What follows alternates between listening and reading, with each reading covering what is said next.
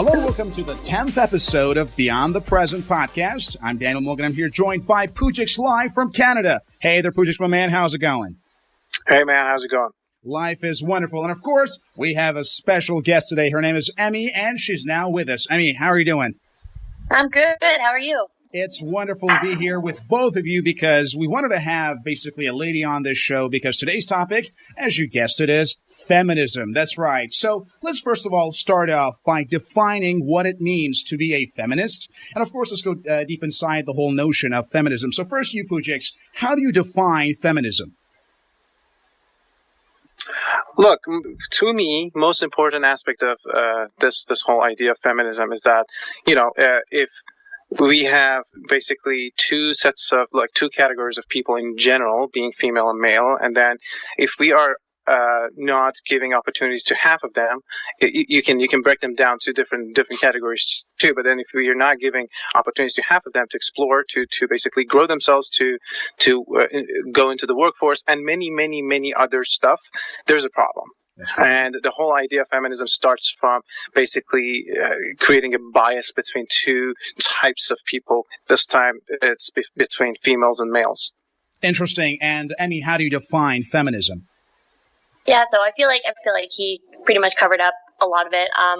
My definition, I guess, might sound a little more textbook now that I'm thinking about it. But with feminism, right, you're defining what equality is for sexes. You're establishing like the discrepancy between those sexes, and then trying to achieve it. Mm-hmm. So yeah, the main inequality is between male and female, but you can even broaden that out to maybe women of color besides just like white females, or even, trying to include this definition for transgender or other kinds of gender like non-binary as well, and seeing how that kind of fits into it. But yeah, basically it's just trying to achieve equality, politically, economically, personal, and in a social sense as well. Interesting. So it's all about the equality of genders. And of course, I agree with both of you in this regard. However, when we think of feminism, sometimes we have to think about some other nations where they have perhaps take the whole concept to an extreme from my perspective, and think of, for example, Sweden, where based upon my estimation, women there have more rights. I mean, I think the highest rights goes to women, then it is children, then it is dogs and pets. I kid you not. And of course, then it's men. So obviously, there are a lot of ideas surrounding the concept here. So right now, we're going to talk about what we think about feminism. Now that we've defined it, let's talk about our own opinion as well as our own perspective towards the matter. So, Poujix, what is your perspective regarding the matter? Do you like feminism? Do you support it? Do you endorse it? Look, in a general sense, yes. As I mentioned a minute ago, if we are not utilizing half of our forces, it's not beneficial to anybody. We want to be able to give opportunity to everybody, but then so you're saying we are not trying to. No feminism, we cannot make good use of women. That's what you're trying to say. Give or take, not necessarily, but then yes, not as much as if it were, yes. But so the idea is, yes, in a general sense, I like the idea. I support the idea very much, and I do consider myself a feminist. But then, depending on my definition, which I sort of gave, as you mentioned, is a man? I mean, is it possible for a man to be a feminist? Yeah, I'll always ask that question of myself, and I always doubted that. And then a lot of people came up to me and said that, I never defined myself as a feminist, but then a lot of people came up to me and said, in my life who literally has called himself a feminist. Yeah, because I got that title from a lot of females in my life. You were like that. Yeah, definitely classify. And then it doesn't mean that I want.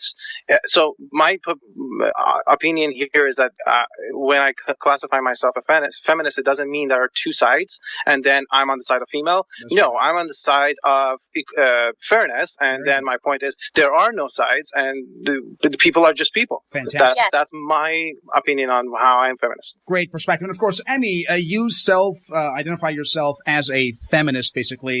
What does that mean exactly for a woman to be a feminist, and what is your own perspective regarding the matter?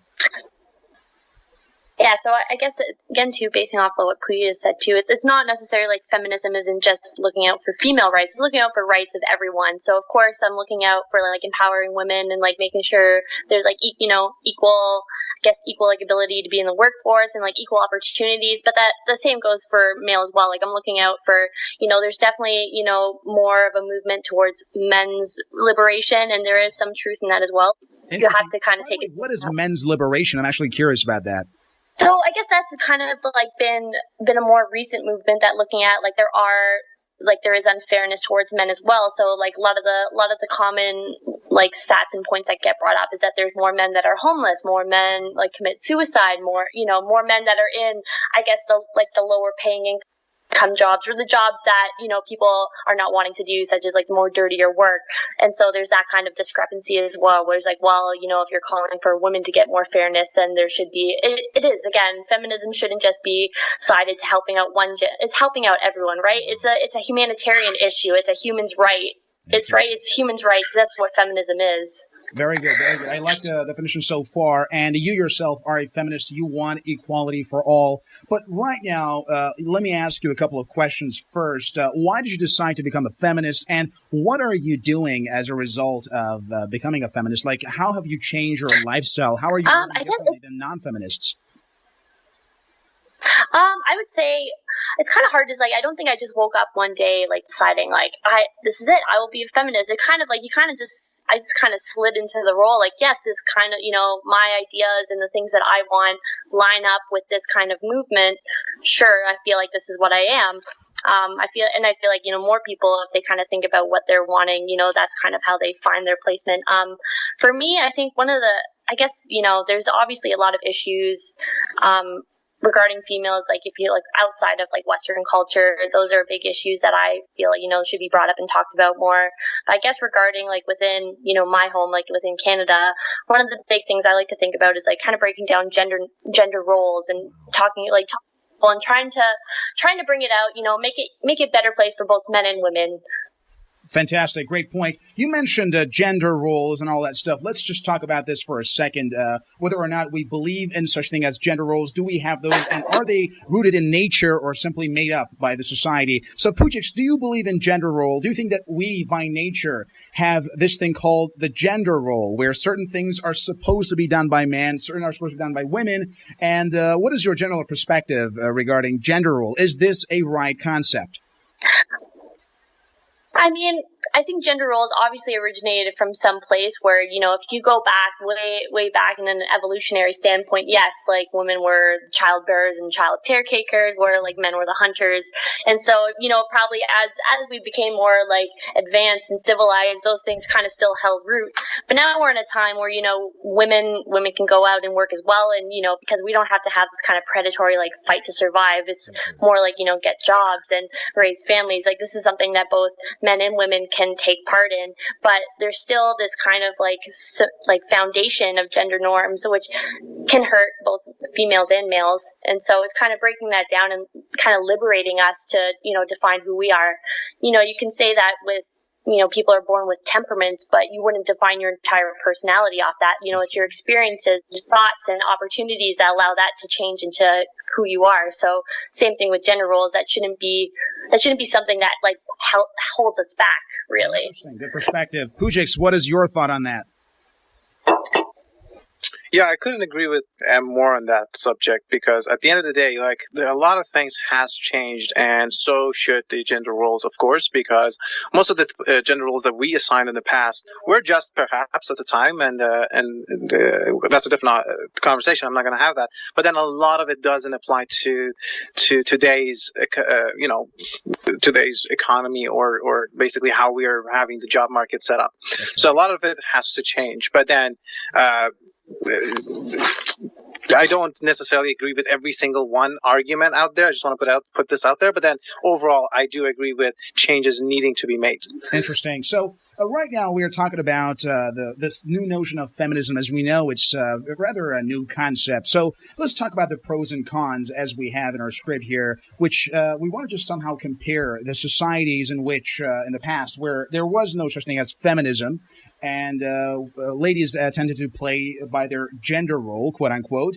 And now we're going to compare that with more modern societies where feminism basically is almost everywhere. So let's move on to you, Am. What is your perspective? How do you compare? What do you think are the pros and cons of societies, the modern societies where feminism basically is it's basically, compared to the societies where where I think of the past and these things did not exist, and women just simply stayed home, raised raised kids and so on and so forth. How do you compare these two different types of societies in terms of their pros and cons? Sorry, was that for me to start? That's right. Go ahead, because you're the feminist here, and we definitely need your perspective on this one.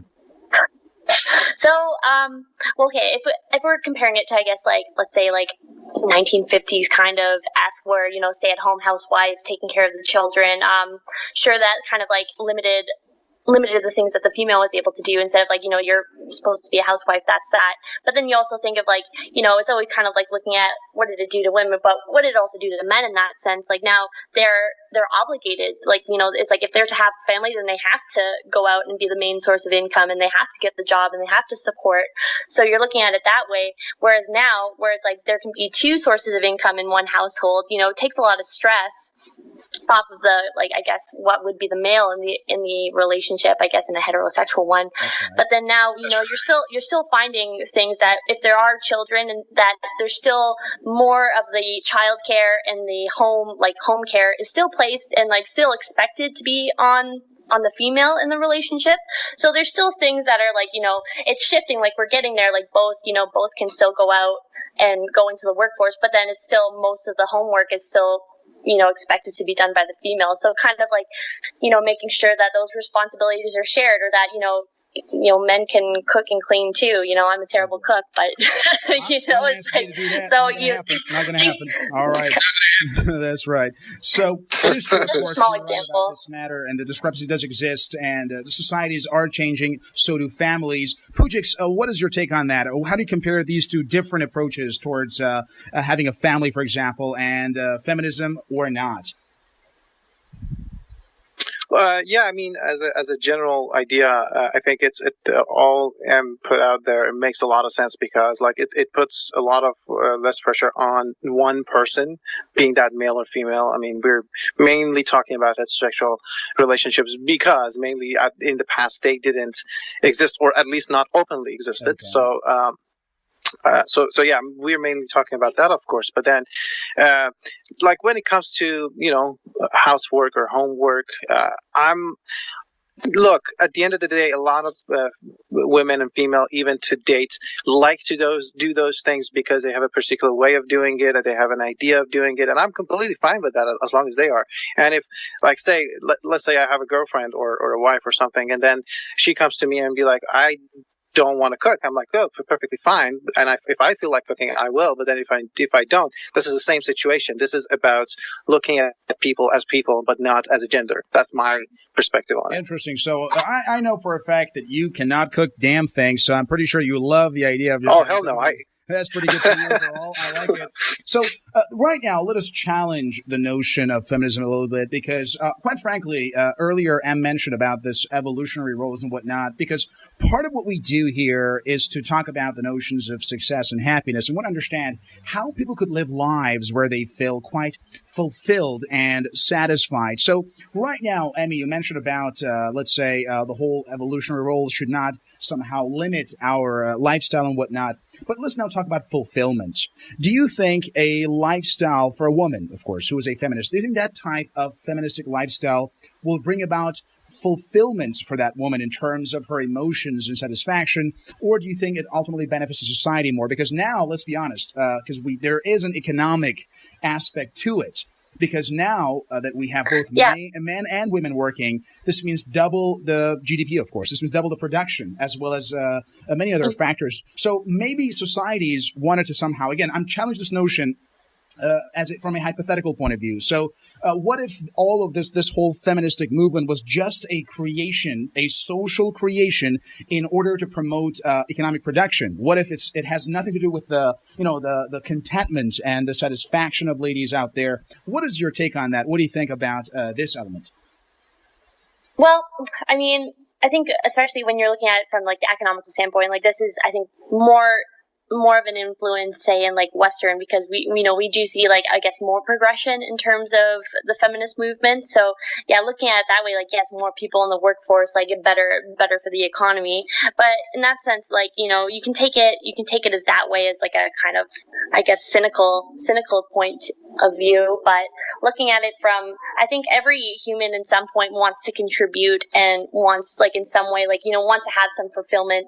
And for some women that can be like raising a family. But I think having that as being the only option, when for some people, just as like, some people are better firefighters than, salesmen, they're, some women maybe aren't cut out for family life. And, being that, giving like the only option, it can cause much more distress and, feeling that you're failing at the one thing that you're supposed to, I say that like, intense, that you're supposed to do that.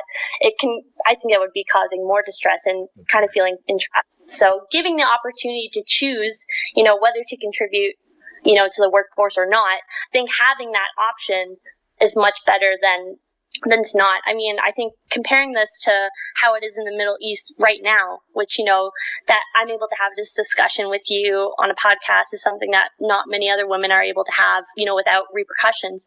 In the Middle East, there's still a lot, of women who are living kind of oppressed, being taught in school that your only option is to be a housewife and to be a wife and be not, that's their education, right? Exactly. That's their own option.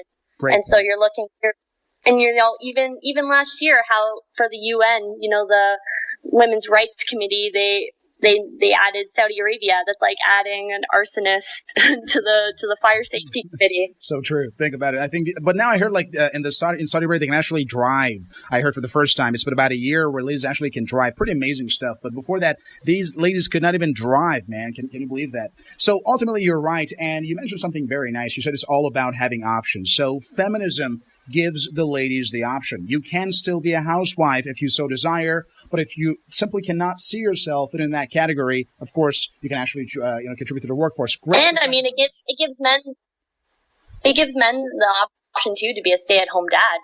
That's something we don't even hear about things like we're starting to hear about paternity leave. Letting the time off work to take time to raise a family too. That's right. Great point. It's so good. Poujix, what do you think about this?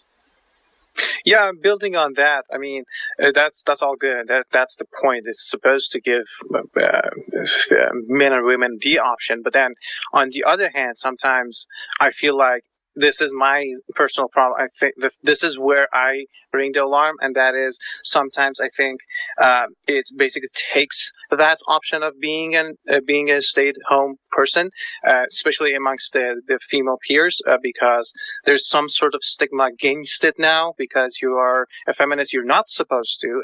This notion sometimes comes up, which is, I think, beyond dangerous. And this is where I come to sound the alarm. I'm trying to say, basically, we should be aware of these notions that may arise and don't be fanatics about it. Right. But at the same time, yes, absolutely, that option should exist. It shouldn't be taking options; it should be giving options. Yeah, fantastic. Yeah, I think there's always those kind of, I guess, like when you get into the more radical spectrums of any kind of political movement or group, where there's like, it's like very pushing, every kind of like feminist agenda, but at the same time, it kind of is also taking away what you were fighting for, which is giving women the choice, right? So when you're pushing those kind of things, it's like kind of doing the opposite of what the original movement is intended to do.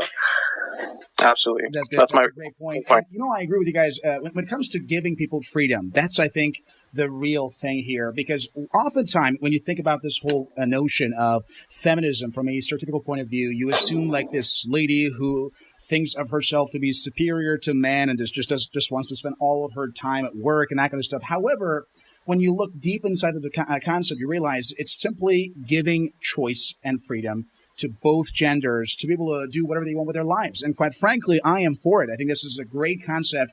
It does lead to a lot of development down the line, and every society can benefit from it, basically. However, right now, let's just talk about how we can actually create that sense of choice and freedom, and what are certain things that are associated with feminism.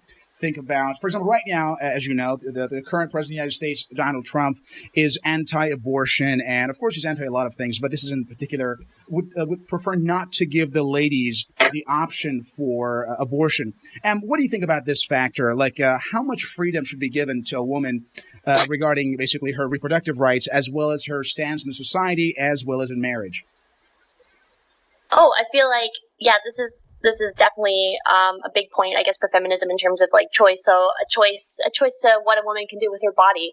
There's just so many issues, I guess, regarding abortion, and I feel, regardless of what your definition of when life begins, like whether at conception or birth, looking past this, it is a woman's body. She's kind of, put in a position where whether to carry a child or not for 9 months, and not being able, if she's not maybe in the right situation for where she can probably care for a child, or, if there's, very, very, I guess, unfavorable conditions, and once this pregnancy happened, like I feel like the access to abortion is a must, and it's frustrating that it's still something that is kind of brought into debate, and where we think of all these other situations where if someone needs an organ transplant, it's no problem, or with cadavers, their body, they have to give their rights of what organs can be used for research or what can be donated to whom. But then when it comes to a woman and her body, then that's kind of like thrown out the door. Like she has to be stuck with her decisions, and has to like give this, I guess from more of like the pro-life standpoint of their kind of argumentation. But she has less, a woman has less rights to her body than a dead person in some of these situations. Interesting. So I agree with you in that regard. Poujix, what do you think about this one, the whole pro-life movement that tends to argue against giving women the right to abort their children or their infants and whatnot? What is your perspective about this? Should women be given the choice from your perspective? Yeah, I mean, yes, that would be the simple answer, and I completely agree that this is the woman's choice. But then to basically play the devil's advocate, I try to, bring one argument here that a lot of these pro-life arguments are saying, at least saying that this is not us being against women having the choice, but rather standing for the choice of the living thing that exists and it doesn't have a voice, which I don't particularly like. I don't stand for that. I still stand. I'm a pro abortion. I support abortion completely, but I'm trying to raise that perspective as well, because there's nobody to stand for it. Interesting. So Donald Trump believes that abortion equals murder. Is that what you also agree? Do you agree with this guy in this regard, or you don't? No, I simply don't. And I understand the arguments, but then no, I think there are, at the end of the day, I think there are much more things to discuss than just bringing it down to the idea of whether it's a murder or not. So we cannot really solve this issue by just saying whether this is a murder or not. I think there are so many variables, even in the simplest case, that we cannot just ignore. Interesting. I mean, what do you think? Is abortion murder or not? I guess people can say, like, people can argue against, but I'm totally against abortion being murder. Like looking at a pile of cells, like when do you consider, life to begin? I would say, a fetus, or even a handful of cells of a neonate, it's not really a life yet. There's organs haven't formed, and if the abortion is terminated early, it's not. I guess this is where it comes more into the religious point, right? That at conception there's a soul. So, or that's where I hear like the more common thing of that.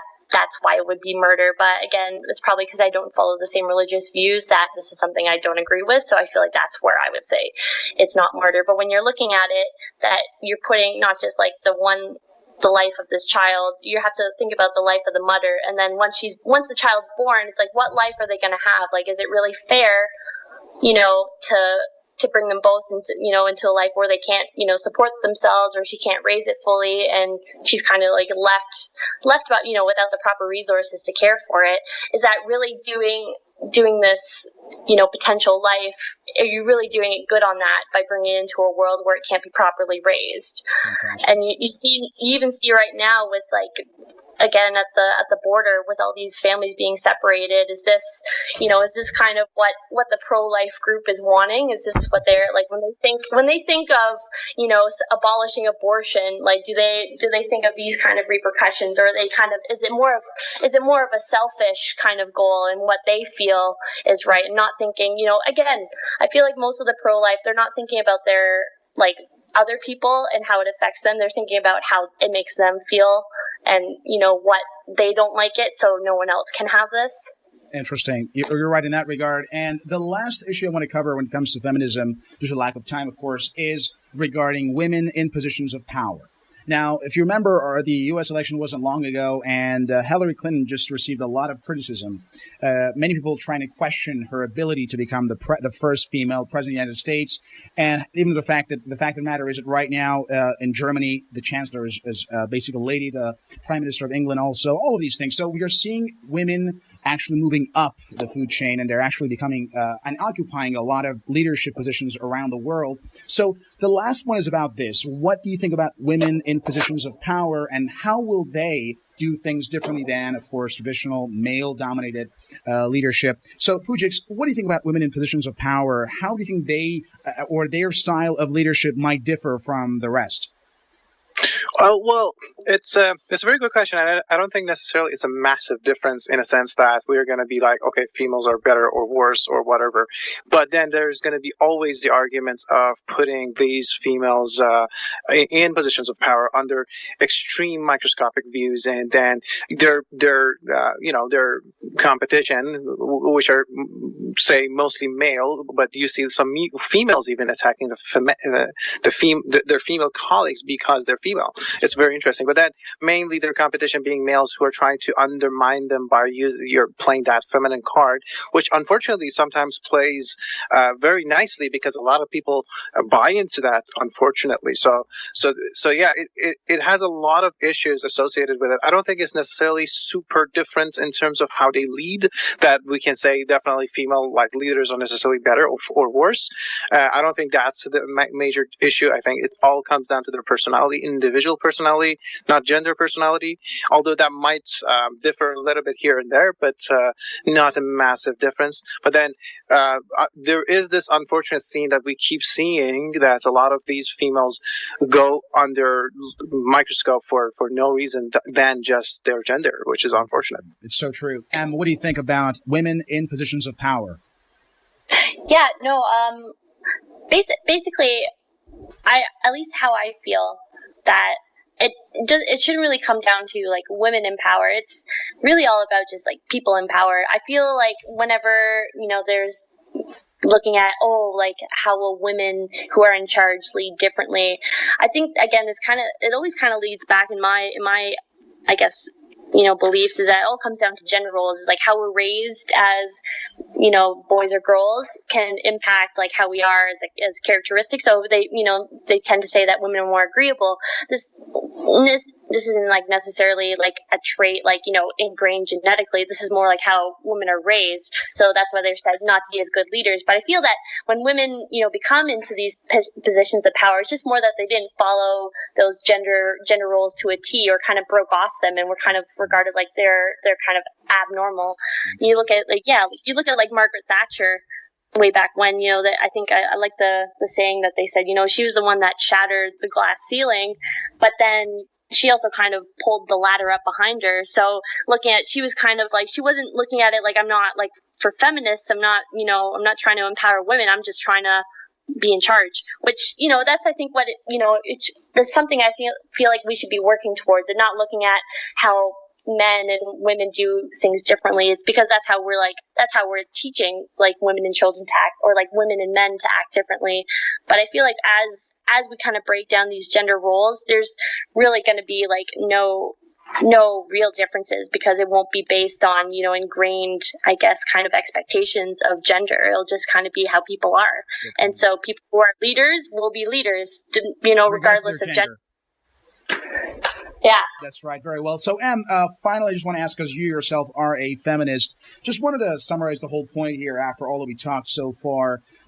I just want to know, like, very simply, what does a feminist want from her life? I mean, like, you are a feminist. What are your desires, your ambitions? What do you tend to want to have in your life? What are the things you tend to strive towards? What do you want? What do feminists want? What is your lifestyle? What are you going for? Well, I guess a lot of things I want kind of line up with some of the main, I guess, things in the feminist movement. So looking at, at kind of like giving more access for birth control, abortion, like more acceptance of that, making it more accessible for not just myself if I were to need it, but for women everywhere. And also, I guess, taking into like future, like, there's a big thing, I guess, with females right now is like who are going into careers and wanting to be more competitive. It's like not having to feel selfish for putting off starting a family, whereas looking at focusing it onto your career. That's something I'm looking into go to. I'm going to school for another 4 years, and I'm going to be going into a very competitive one where I'm going to, I don't want to take the time off to have children. So looking at, having more acceptance of that, and not just for myself, but for women everywhere. And I guess just more equality in the workforce. So not just having more women in positions, but also having more men. Like you look at like education. So elementary school, there's mostly teachers or nurses, mostly female, just having a more balance in every kind of workforce of both kind of genders, or even like, I guess more variety, and dissolving gender roles, I guess, would be my biggest thing is, trying to get rid of those stereotypes that girls can only do this or boys can only do that, just kind of making it more general that you can do whatever you want. Great one. I like it. So, Poujix, you're also a feminist, the first male feminist I've ever encountered. So what is your perspective? The last, though. That's right. So what do you think? What would you want for the ladies? Right. Again, this is the point, like mostly directed towards, as you mentioned, the ladies, because it is more them being deprived. But then my perspective is that maybe the word is actually wrong. Maybe feminism is not a right word for it. But then my point is, as Em mentioned, basically people being able to be whoever they want. As a matter of fact, what I want actually doesn't really does play out with the stereotype of my gender. So I have no problems there. But then a lot of people do want to do a lot of things that is very stereotypical against their gender, whether them being female or male. And I want to be. My point of view is that it doesn't have major effects, maybe directly in my day-to-day, second-to-second life, but then it does in a general sense of, for example, you brought up the idea of the economic system being much more productive, etc., etc. So yes, as a matter of fact, I do, and I do know a lot of my good friends, Em being one of them, being female, that I want them to be able to make their own decisions, to basically do things that they want to do, regardless of their the stereotyped based on their gender or anything else for that matter, not just gender, anything really. So I don't want these stereotypes dictate people what they can do or they can't do. Rather, they be able to do whatever the heck they want. So that's my whole view on here. Ultimately, it's all about freedom. If you take a look at like where Trump is headed right now, you can imagine that ultimately the people, administrations, or governments who tend to empower women simultaneously offer more freedom and choice to all, not just to women, but to all people. And that's exactly Absolutely. why I think feminism isn't really feminism. It's more like equality and basically social fairness. So I do agree with this regard, and it's wonderful. Now, unfortunately, we're running out of time here, so let's try to wrap up the show. So after all that we talked today regarding feminism, what is now your final comment? Yeah, I guess I feel like, especially, even just some of the things how you comment is that I think everyone's kind of focused on feminism and being on the female and how to help them and like how it's unfair to them. But it's an inclusion of everyone, right? It's to empower everyone, to make everybody equal. So not to make women more, give them more opportunities, but give them the same opportunities. And this goes for men as well. Like it's for people, right? Again, like I was trying to say earlier, it's a human's right movement. It's a humanitarian one. It's to help the human race. It's not just to help one gender or put down another gender. Great point. And Poujix, what's your final comment? Yeah, I mean, do whatever the heck you want. That's the whole point. And then that's how you basically move these movements. Be the examples, be the odd ones out, and then people will follow who actually are inspired by you. So start off. So I mean, I know a lot of people already done it, but then you can be that very next odd person. Great point, guys. I love this show, and now I think all our listeners have a much deeper understanding of what it means to be a feminist, even if you are a man. That's for you, Poujix. Pretty good one.